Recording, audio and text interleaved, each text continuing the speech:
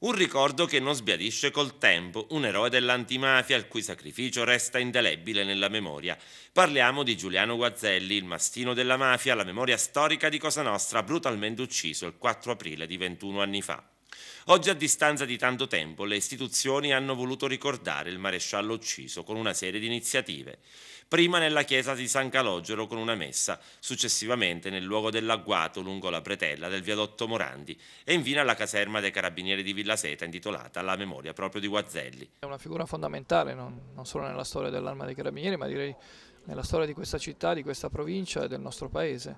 Una persona che ha sacrificato financo la vita per i propri ideali, per un ideale di bene comune che va al di sopra appunto della propria esistenza. Quando è cambiata soprattutto la lotta alla mafia da quel maledetto 4 aprile del 92?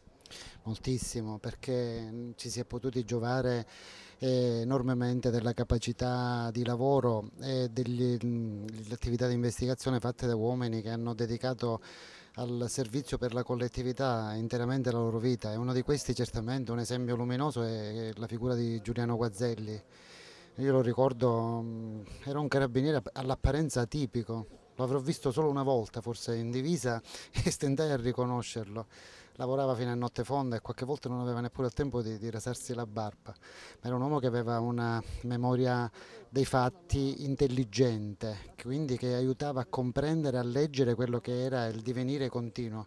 Un uomo che non amava mai proiettarsi all'esterno, credo che non ci sia una sua intervista, una sua uscita esterna, lavorava per il bene della collettività e certamente la sua figura non è sfuggita a coloro che lo ritenevano un pericolo. Maresciallo Guazzelli appartiene a quella categoria dei lavoratori indefessi che con il loro sacrificio, con il loro lavoro, con la loro dedizione, con il loro essere mastini di una caccia impietosa nei confronti dell'affare malavitoso, ha pagato con la vita questo sforzo. È un uomo a cui bisogna riconoscere i risultati dove siamo arrivati. Dico, la mafia ormai è un fenomeno che si va marginalizzando perché grazie al lavoro indefesso dei servitori dello Stato si sono raggiunti risultati impensabili e insperabili.